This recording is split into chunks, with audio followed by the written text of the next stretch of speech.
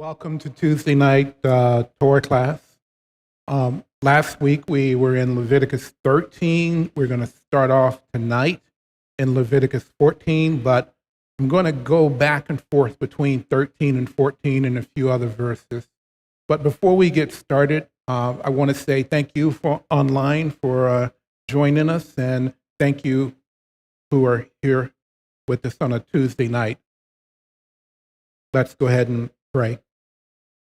Heavenly Father, Yahweh, Abba, thank you for your living word and your spoken and written word. Thank you for bringing us together to discuss this word and get to know you and your character a little bit better.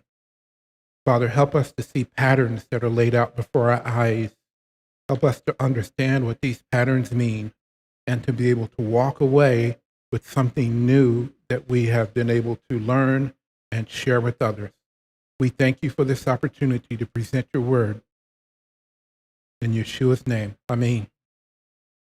So, I got to say, I got really excited studying this time around.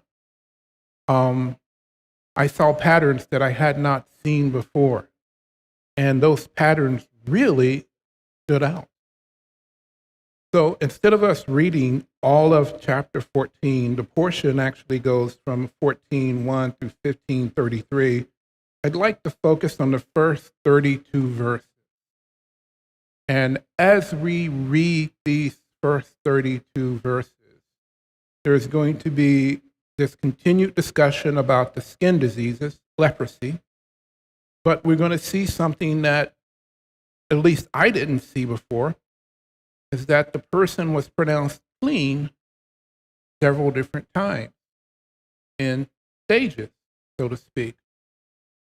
So I'd like to jump right in so that we can start reading in Leviticus 14:1. And let's see here. Let's just go over to Leviticus 14, 1 through 5, since that's what's visible on the screen. And then we can kind of talk about it a little bit and then continue on from there.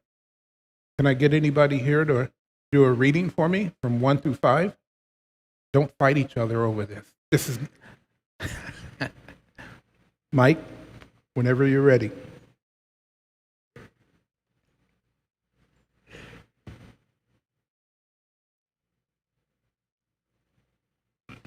Leviticus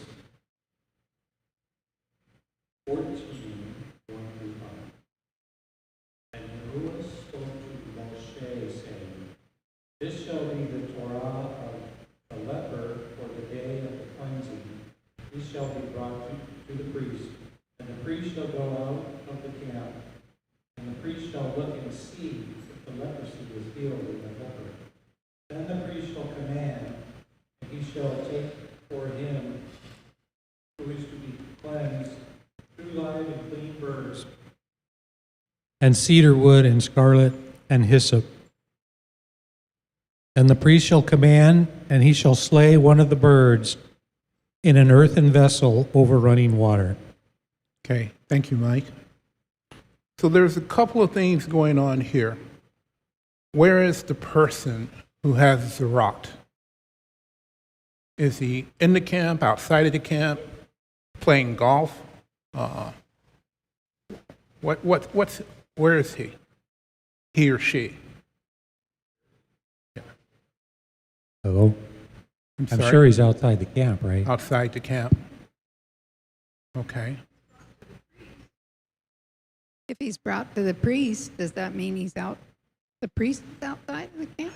Actually, the priest would actually have to go out to him, yes. I guess that says yes, thank you. Yeah. And so there's going to be some symbols here. Are you guys, when's the last time what are some of the times that you might remember that hyssop leaves were used? On the door before they came out of Egypt. Yep. Hyssop was used when they came out of Egypt. Hyssop was used and very similar when the priest is inaugurated. And I'm going to do a spoiler alert here. The red heifer was also slaughtered outside of the camp. So we're going to look at some parallels here in terms of what this actually would mean. Now, it says that the Cohen would take 2 living birds, clean birds, and these were not domesticated birds. They were just living clean birds, along with cedar wood, scarlet yarn, hyssop leaves. And then one of the things that's used here is running water. Another term for that would be living water, and that would be mayim hayim, living water. So we have hyssop, and we have cedar wood, and we have living water. And let's go, to verses 6 and to 7. 6 to 8.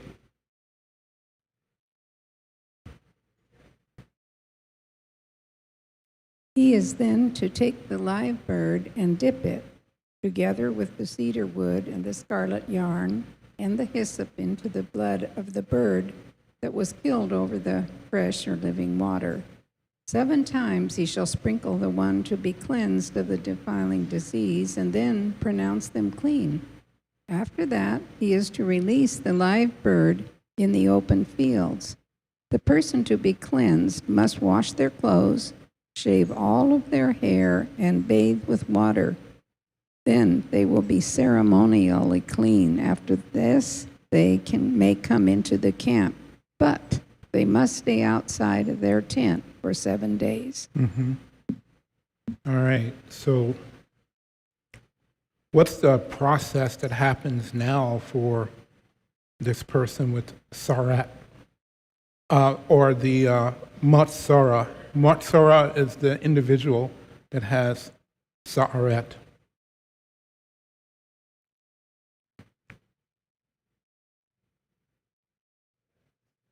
What happens next? Mike, with the mic.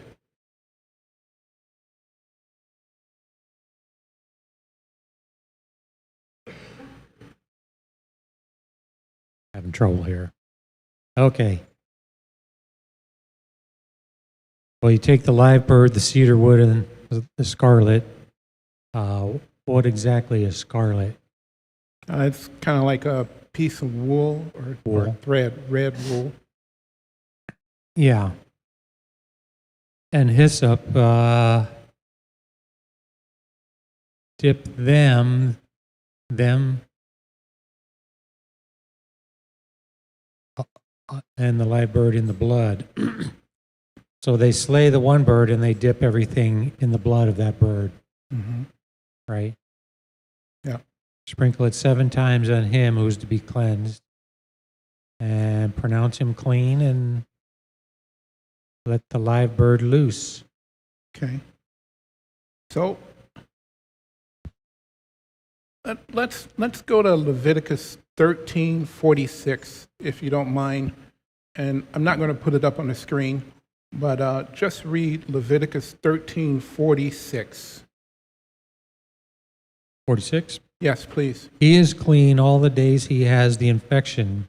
He is all the days he has the infection, he is unclean. He is unclean and he dwells alone. His dwelling place is outside the camp. Okay. Dwelling outside the camp. I'm going to suggest that outside the camp, one is basically dead. They're separated from their family. They're separated from their work life. They're separated from the normal things that would go on. And they're also separated from Yod He Vah He, in the sense that they cannot go to the tabernacle and do anything. So essentially, even though they're alive, This is where my zombie jokes would come in. They are like Walking Dead. They're dead. And I would say that they're dead, not in the literal sense, but spiritually dead. Zaharat is a symptom of Lashon Hara. Do you remember the case with Miriam?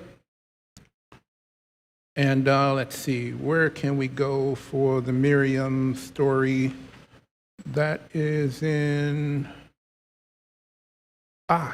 let's go to Numbers 12, and I will go there.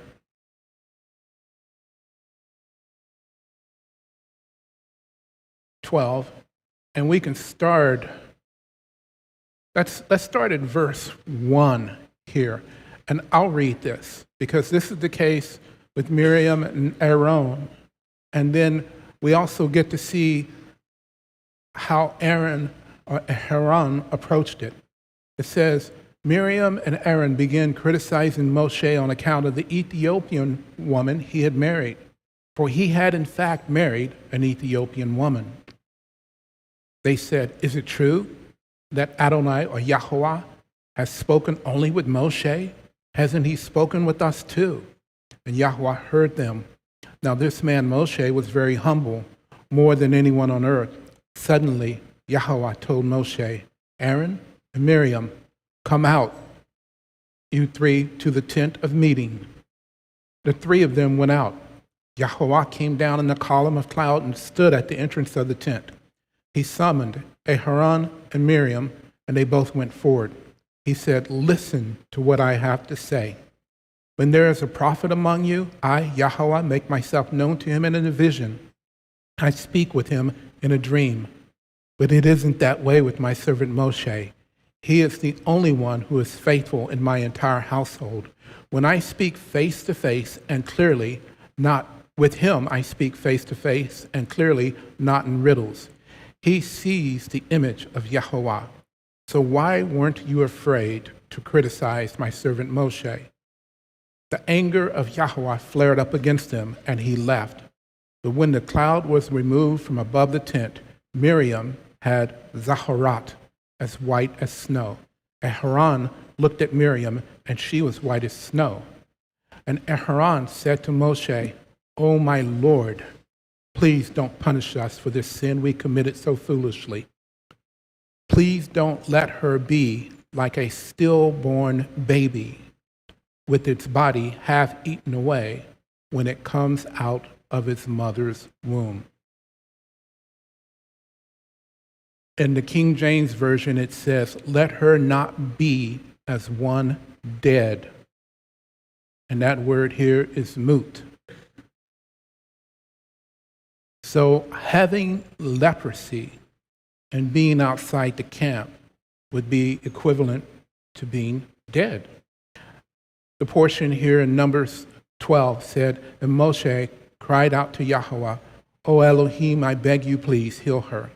Yahweh answered Moshe, if her father had merely spit in her face, wouldn't she hide herself in shame for 7 days?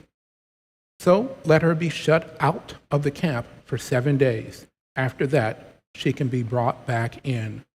Miriam was shut out of the camp 7 days, and the people did not travel until she was brought in. Afterward, the people went from Hatzerot and camped in the Paran desert. I bring that portion up because we see an example of what we would call the evil tongue, so to speak, where someone is speaking in such a way that it brings leprosy on themselves. And now, I'm going to throw something out there that this whole process, you will see that the Kohen was never asked to pray for the person.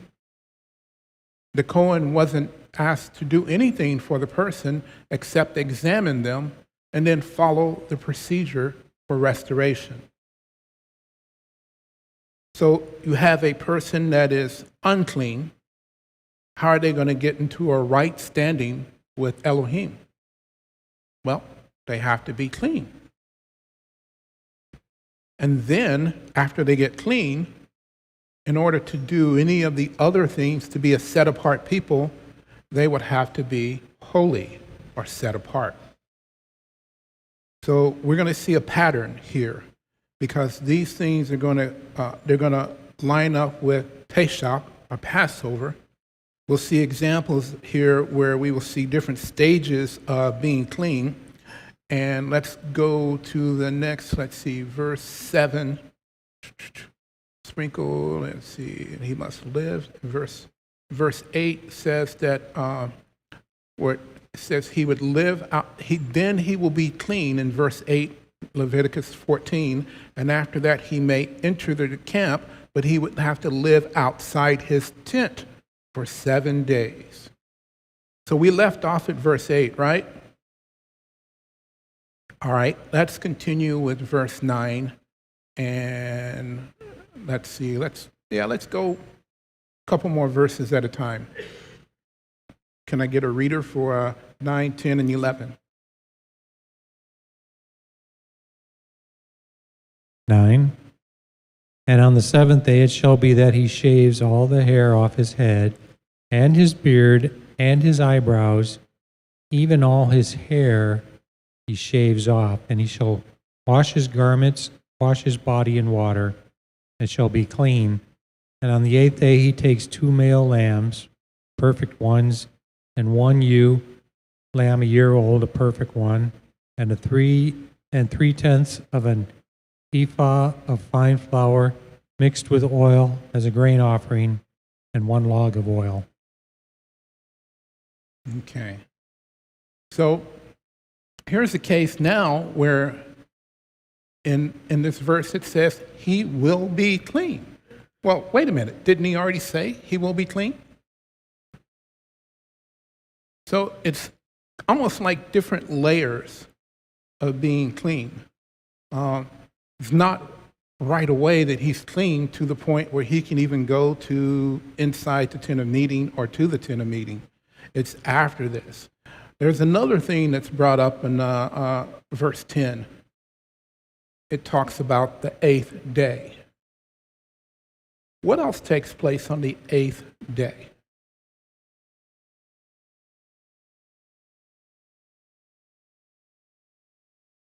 Anybody online want to comment? Go ahead, Pat.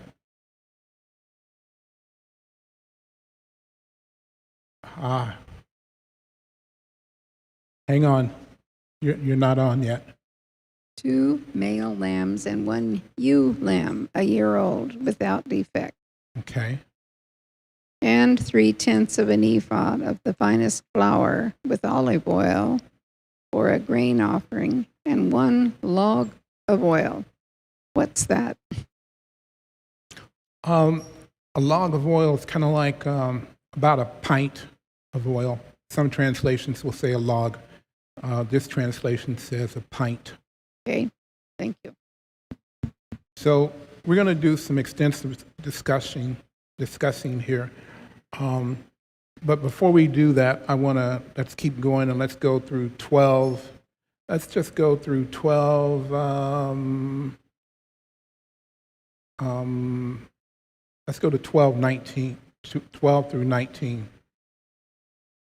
Then the priest is to take 1 of the male lambs and offer it as a guilt offering along with the log of oil. He shall wave them before the Lord as a wave offering. He is to slaughter the lamb in the sanctuary area where the sin offering and the burnt offering are slaughtered. Like the sin offering, the guilt offering belongs to the priest. It is most holy. The priest is to take some of the blood of the guilt offering and put it on the lobe of the right ear of the one of the to be cleansed, and on the thumb of the right hand, and on the big toe of their right foot. How far? 19, okay. The priest shall then take some of the log of oil, pour it on the palm of his own left hand, Dip his right forefinger into the palm of his palm, and with his finger sprinkle some of it before the Lord 7 times. The priest is to put some of the oil remaining in his palm on the lobe of the right ear and of the one to be cleansed, and on the thumb of the right hand, and on the big toe of the right foot, on the top of the blood of the guilt offering. The rest of the oil is in his palm. The priest shall put on the head of the one to be cleansed and make atonement for them before the Lord. Then the priest is to sacrifice the sin offering and make atonement for the one to be cleansed from their uncleanliness. After that, the priest shall slaughter the burnt offering. Okay, thank you, Pat. So there's some interesting things that are done here.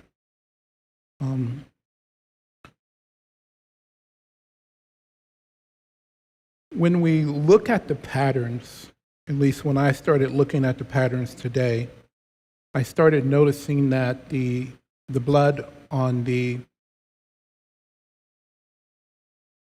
ear,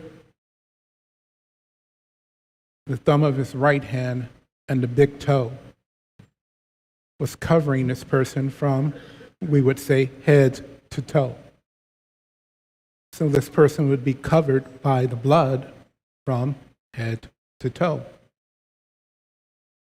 This person was dead. We could say that they were dead in their trespasses because they had Lashon Hara, the evil tongue, and whatever that was, whoever it is that they slandered or they spoke evil about, whether it was in their heart or in person, it made itself manifest in an outward way to the point where now this person has visible skin disease on their body and they have to be outside of the camp. Being outside of the camp is an interesting place to be. I'm going to read a quote from Rabbi David Foreman. Let's see if I can get to it. Stream jumped off. That's okay.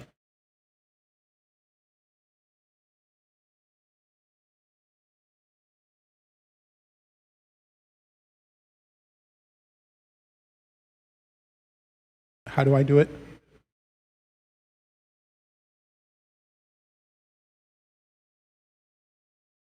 System preferences, displays.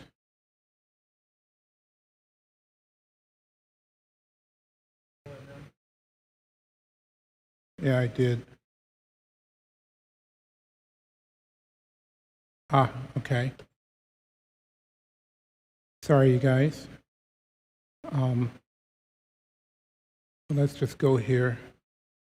So one of the things that Rabbi David Foreman, he's with Aleph Bet, or Aleph Beta, says, I'll just read it. I suggested to you last year that if you look at the very strange rituals that compromise Zaharat HaMetzorah, the purification for this process of this, for this person afflicted with this leprous kind of disease, you'll find that they bear an eerie resemblance to a ritual that we've seen in the Torah in the Pesach offering, the offering of the Pesach lamb.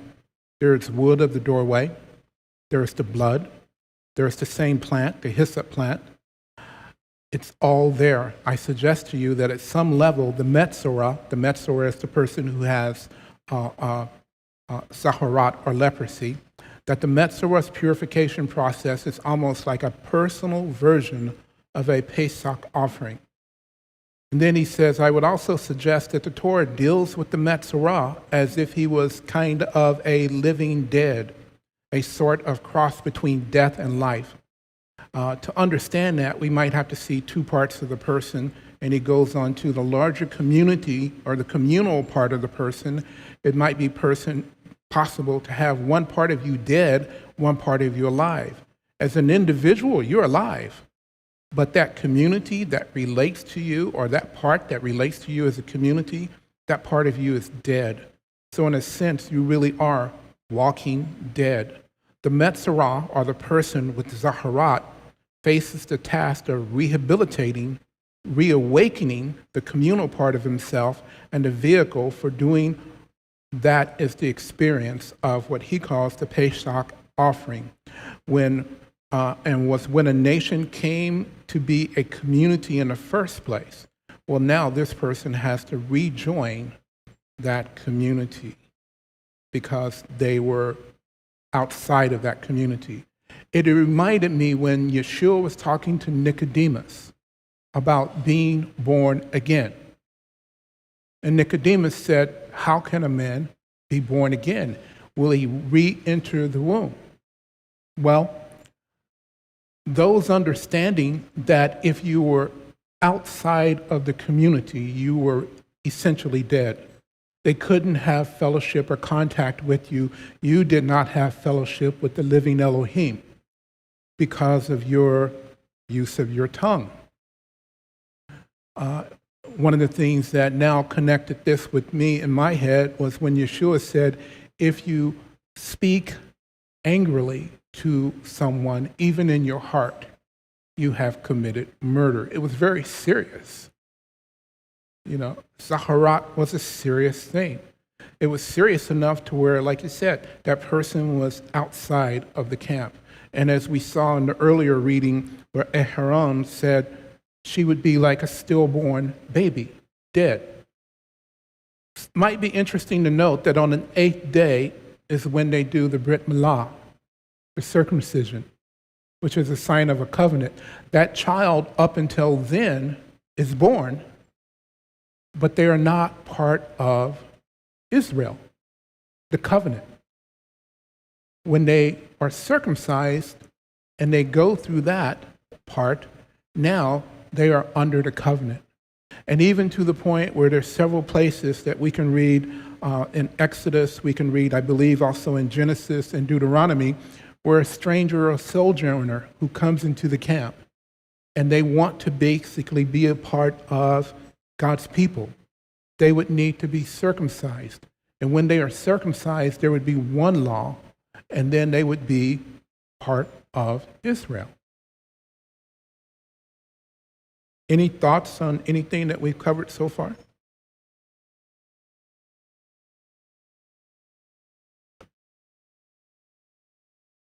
Thinking of the fact that Satan comes to kill and destroy, and our past year of isolation was one of his efforts to treat us as dead. Mm-hmm. Yeah, that's a good parallel. And there have been some discussion talking about that too, even among some of the rabbis and some of the other religious circles, of being in isolation and not being able to gather. I'm going to go back here, and I'm going to go here. Next week, I'll probably cover a little bit more of this if Mark allows me to continue. So Matzorah is the one who is afflicted with Zaharat. What we will discuss through this in Leviticus is being unclean. Moving outside of the camp is the same as being dead. When you are clean, now it's like being born.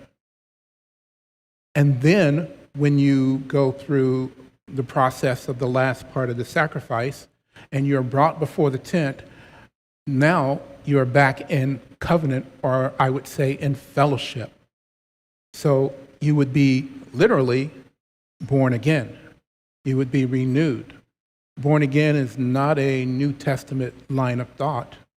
The fact that they recognized, as in Rabbi Foreman mentioned, that the person would be part of the living dead being outside of the camp. They were no longer part of the community. And as we read over in Leviticus 13:46, if they had Zaharat all the days of their life, they would still be outside of the community all the days of their life. So it wasn't something, again, that they would go to the priest and say, can you pray over it? Can we be healed? Or anything like that. And this was something that they would have to do themselves. They had to participate in this process.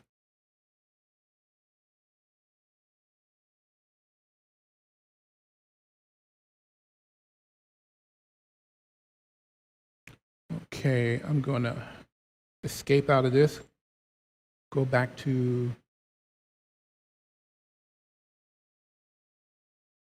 and we stopped at verse 19. Let's read verse 20 through 32. Let's go all the way through it because 20 says, again, he will be clean. So right now, this is about the third or fourth time there's talking about this person being clean. 20 through what? 30 through 32. 32. Yes, please. And the priest shall offer the, the ascending offering and the grain offering on the slaughter place. And the priest shall make atonement for him, and he shall be clean. But if he is poor and is unable to afford it, then he shall take one male lamb as a guilt offering to be waved, to make atonement for him, and 1/10 of an ephah of fine flour mixed with oil as a grain offering, and a log of oil.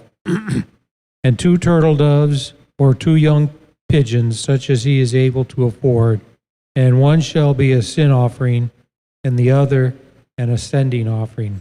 And he shall bring them to the priest on the 8th day for his cleansing, to the door of the tent of appointment before Yahuwah. And the priest shall take the lamb of the guilt offering and the log of oil, and the priest shall wave them as a wave offering before Yahuwah. And he shall slay the lamb of the guilt offering, and the priest shall take some of the blood of the guilt offering and put it on the tip of the right ear of him who is to be cleansed, and on the thumb of his right hand, and on the big toe of his right foot. Then the priest pours some of the oil into the palm of his own left hand, and the priest shall sprinkle with his right finger some of the oil that is in his left hand 7 times before Yahuwah. And the priest shall put some of the oil that is in his hand on the tip of the right ear of him who is to be cleansed, and on the thumb of the right hand, and on the big toe of his right foot, on the place of the blood of the guilt offering. And the rest of the oil that is in the priest's hand he puts on the head of him who is to be cleansed, to make atonement for him before Yahuwah. And he shall prepare one of the turtle doves or young pigeons, such as he is able to afford. 32. Yes, please. And that which he is able to afford, the one as a sin offering and the other as an ascending offering with the grain offering. And the priest shall make atonement for him who is to be cleansed before Yahuwah. This is the Torah for one who has an infection of leprosy, who is unable to afford for his cleansing. Okay. So, back to this being a spiritual disease. The person would be considered tami in Hebrew, unclean. The Metzora is an unclean person with zaharat. In chapter 13, we talked about zaharat on the skin, talked about zaharat on clothes. Later on in 14, next week, we'll go into zaharat in a house or a dwelling, but that would only be after they're living in the land, because they would not be in a house right now. So let's go back to this 7 times the blood, the water, the hyssop, and the live bird, the scarlet or the red dye. Are there any other parallels that we see? Any prophetic pictures that may tie into what we've seen?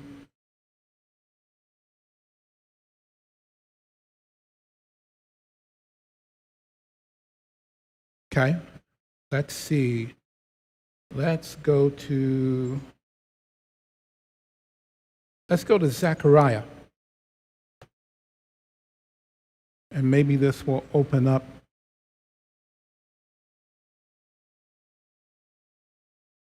and we're going to go to Zechariah 13, and let's read all 9 verses.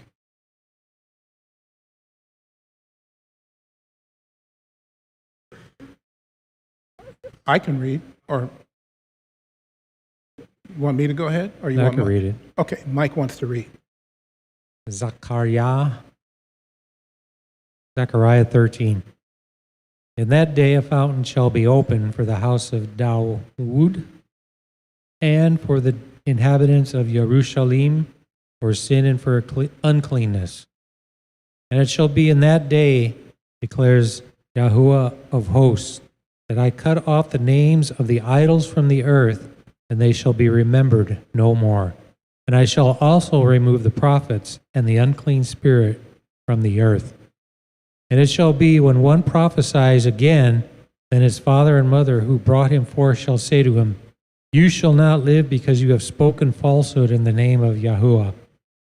And his father and mother who brought him forth shall pierce him through when he prophesies. And it shall be in that day that the prophets shall be ashamed, every one of his visions when he prophesies, and not put a hairy robe on in order to deceive, but shall say, I am no prophet, I am a farmer, for a man sold me as a slave in my youth. And one shall say to him, What are these wounds in your hands? And he shall say, Because I was struck at home by those who love me. O sword, awake against my shepherd, against the man who is my companion, declares Yahuwah of hosts. Strike the shepherd, and let the sheep be scattered. But I shall turn my hand upon the little ones.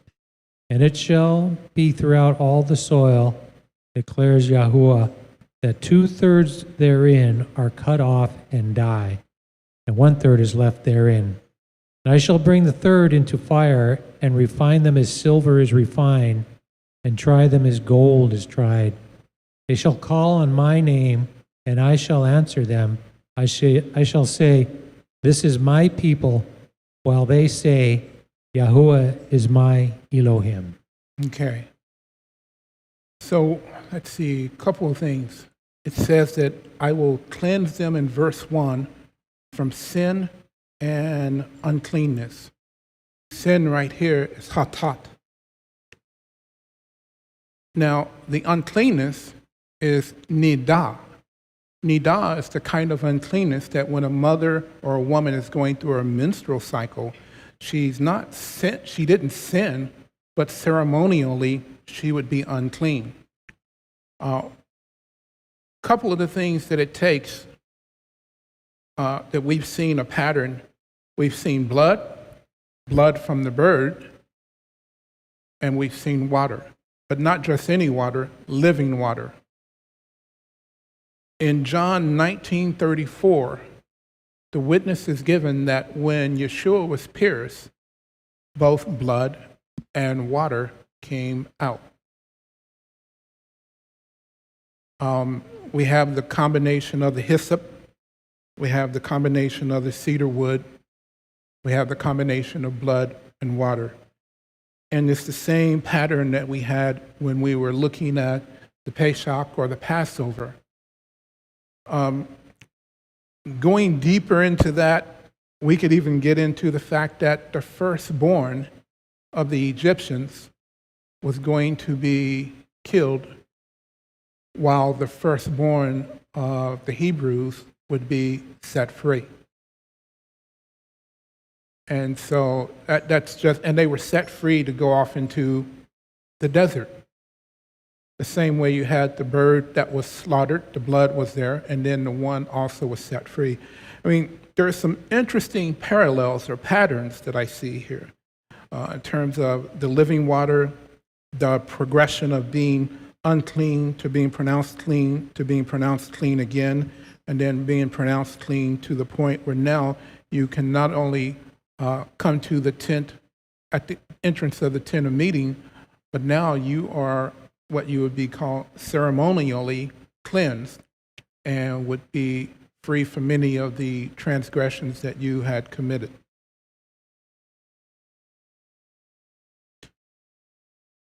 So one of the questions that's here in my guidebook, it says, so what does this strange ritual mean?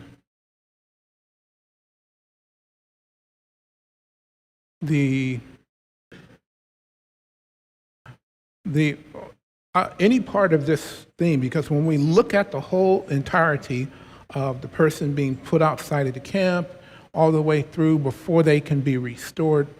What does it really mean? How would you sum it up? I keep looking over here to see if anybody else online had a comment. We're still in 14.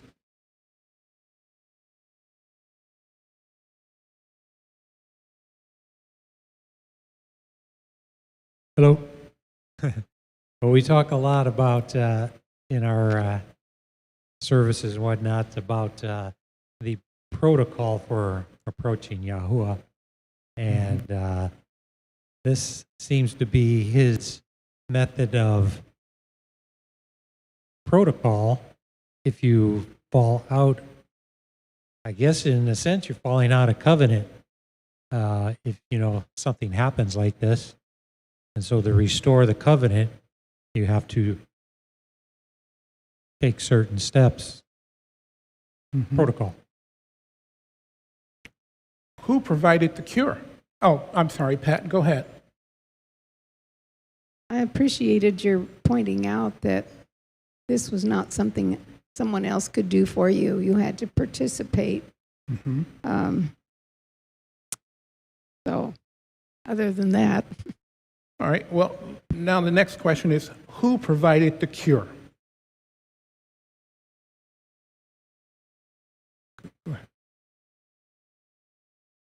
Yahuwah himself provided the cure. Yeah.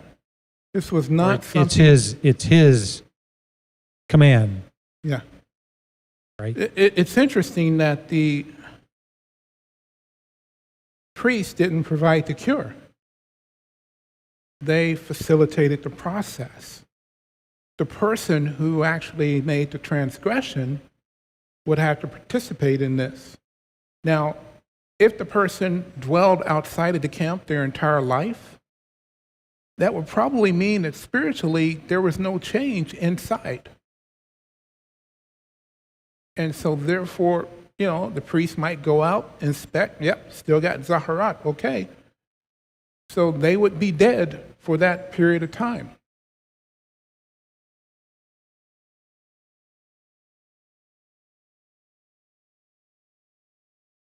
Outside of the camp, spiritually dead, Maserat, now alive. 8th day, we talked about the circumcision.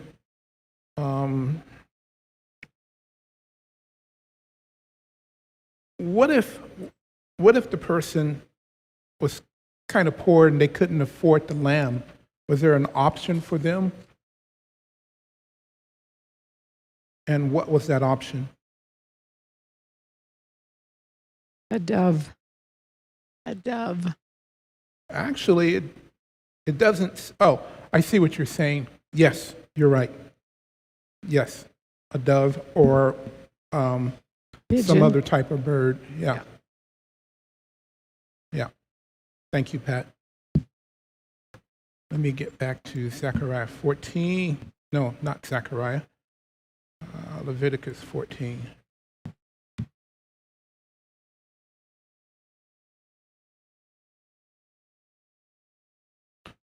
So, do you remember the dipping of the finger when the priests were inaugurated? Somewhere I may have a note on that. Let's see, in chapter 8, verse 23. Let's go to chapter 8 of Leviticus, verse 23. I believe it is.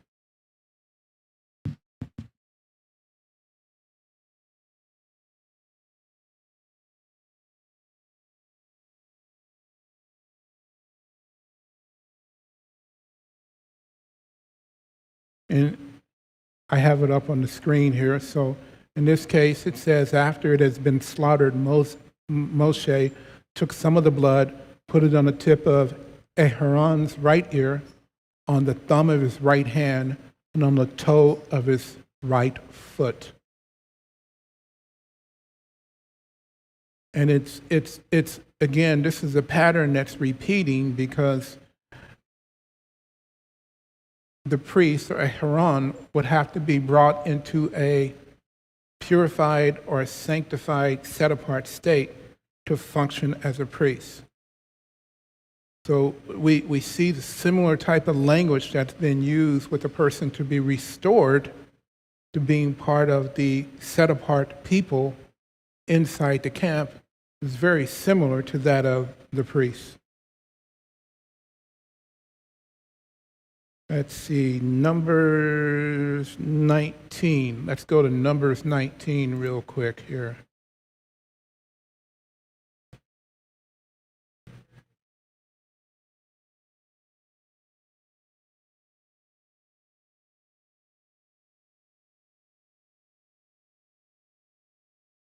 And I'll read it here. And Yahweh said to Moshe and to Aaron, this is the regulation from the Torah which Yahweh has commanded. Tell the people of Israel to bring you a young red female cow without fault or defect, which has never borne a yoke, which we would call the red heifer. You are to give it to Eleazar, the Cohen. It is to be brought outside of the camp, that's going outside of the camp again, and slaughtered in front of him. Eleazar, the Cohen, is to take some of his blood with his finger and sprinkle the blood toward the front of the tent of meeting 7 times. In this case, the heifer is to be burned to ashes before his eyes and so on. But notice in verse 6, it's cedar wood, hyssop, scarlet yarn. And the Cohen is to wash his clothes and himself in water, after which he may re-enter the camp. But the Cohen will remain unclean until evening. So again, it's this thing about, we have this repeat with the cedar wood, the hyssop, and the scarlet yarn. I believe there is a psalm where David says, where he talks about being, purify me with hyssop, or what cleanse me from my sins with hyssop. I don't have it written down somewhere. I'm going to take. Go ahead. Can you read it, Ashanti? You have it? Yeah, it's Psalms 51. I think it's verse 4 or 6. One moment, let me find it.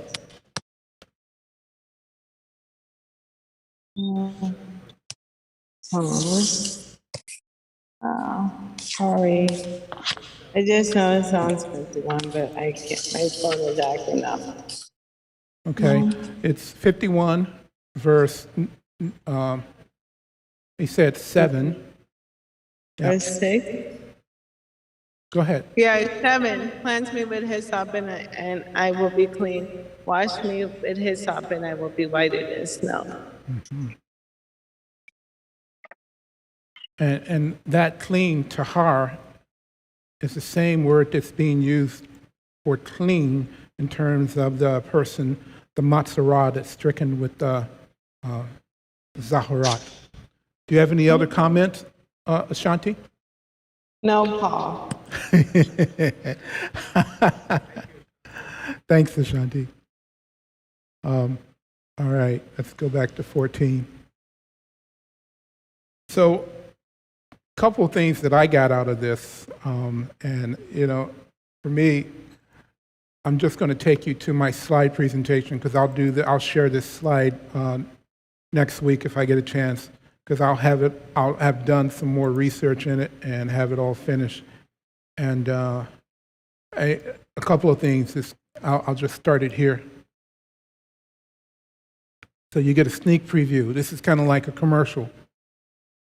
Matzorah, the one afflicted with zaharat, as we read in Leviticus 14, 1 through 32. Talking about being unclean, similar to being dead, getting clean, being born, and then holy would be going through the final process where you're back in the covenant. In Numbers 12:12, this is where Aaron said, please don't let her be like a stillborn baby with its body half eaten away when it comes out of a mother's womb. The Hebrew word for that word dead is mut, as one dead. Unclean, dead. Outside the camp. Leviticus 13:46, as long as he has sores, he will be unclean. Since he is unclean, he must live in isolation. He must live outside the camp. Hyssop and blood, Exodus 12:22. Anybody want to read Exodus 12:22?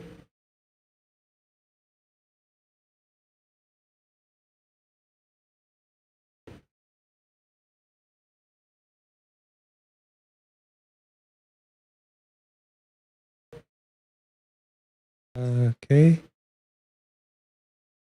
And you shall take a bunch of hyssop and dip it in the blood that is in the basin, and strike the lintel and the two doorposts with the blood that is in your basin. And none of you shall go out of the door of his house till morning. Okay. We already read this one about the similarities between the Zaharat HaMetzvah and the Passover sacrifice. Talked about living water, and we talked about blood. That the water for ritual cleansing needed to be living water. It couldn't just be any water. Yeshua said he was what? Living water. We talked about as one being dead. So let's see, Genesis 17:12. Let's go to Genesis 17:12.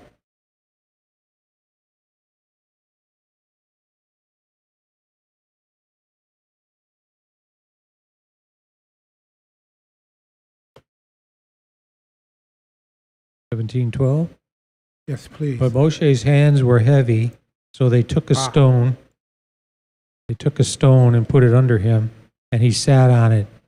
And Aharon and supported his hands, one on one side, the other on the other side. Are you at Genesis 17? Oh, Genesis. Yes, please. Oh, I was in Exodus. Okay. Sorry about that. That made me read, so. 12:22? Yes, please. 17. 17. There's no 12. 22 and 12. 17:22. No, 12. 17:12. You're messing with me, huh? And a son of 8 days is circumcised by you, every male child in your generations.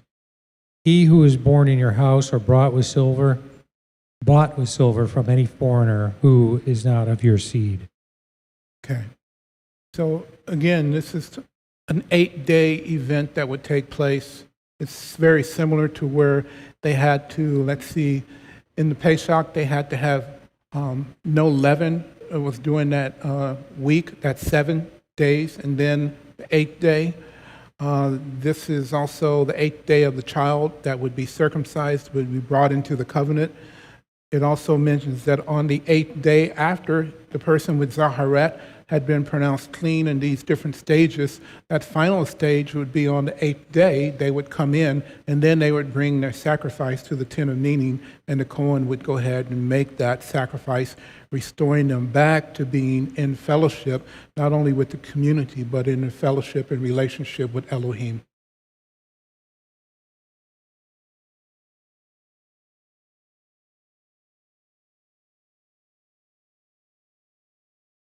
I thought it was interesting that in Leviticus, I guess I can go this way, 14:9, on the 7 days to shave all the hair off his head, also his beard and eyebrows, and he's to wash his clothes, bathe his body in water, and he will be clean. As we have seen that if you started reading this in Leviticus 14, there's a stage here where he's pronounced clean. Then a little bit later on, he does something else. Now he's clean. And then a little bit later on, he does something else and he's clean, and now he has been restored. Go ahead, Mike. It's almost like when a baby's born, they have no hair. Yeah. Most babies. I thought about that too. I wasn't going to jump there, but it's kind of like, it's almost like being if we can say being born again, this idea that this person has basically shaved off anything that would indicate that they were an adult, in terms of the hair and everything, and now they're going to wash their clothes. They're going to humbly submit themselves to this process again, and they would be clean, and he shall be clean. I got to say that I got super excited when I was reading this particular portion because it opened up a lot of things. And it opened up the whole process of what I would say understanding you must be born again, because if Yeshua didn't introduce anything new, it would have been something that would be in the Old Testament. And what does that look like to be born again? In the process of being restored back into a covenant relationship where you're no longer outside of the camp, now you're brought inside of the camp. It's a participatory process. We can say, well, and we say, well, Jesus or Yeshua did it all. Well, in this case, the part that we have to play would be the part of repentance from the heart, because the Father would recognize that. And then the part that we would have to play would be following the instructions to be restored into a relationship with the Father, and making sure that we guard his covenant and we guard the commandments so that we are not going to be back outside the camp and be as dead again, spiritually dead.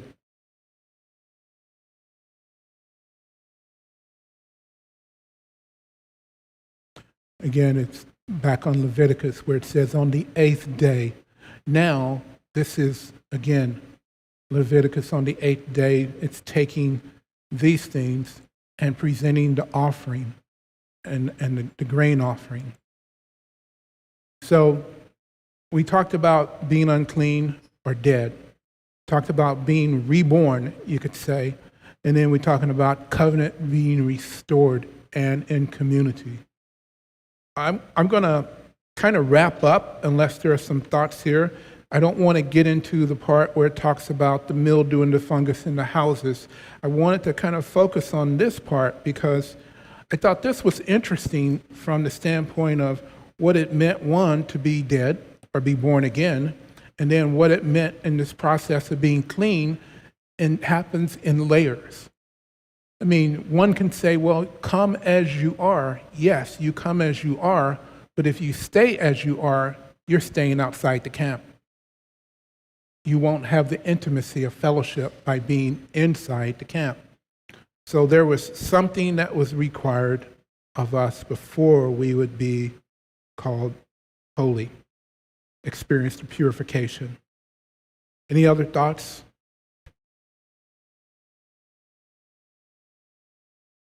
There's other places where this goes into, and this is kind of like the pardes,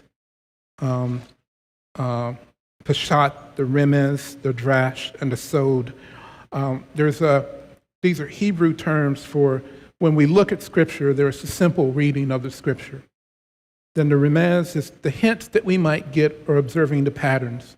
And then the Drash is where we search it out. And when we continue to search it out, then we find the Sod, the things that might have been hidden from us before.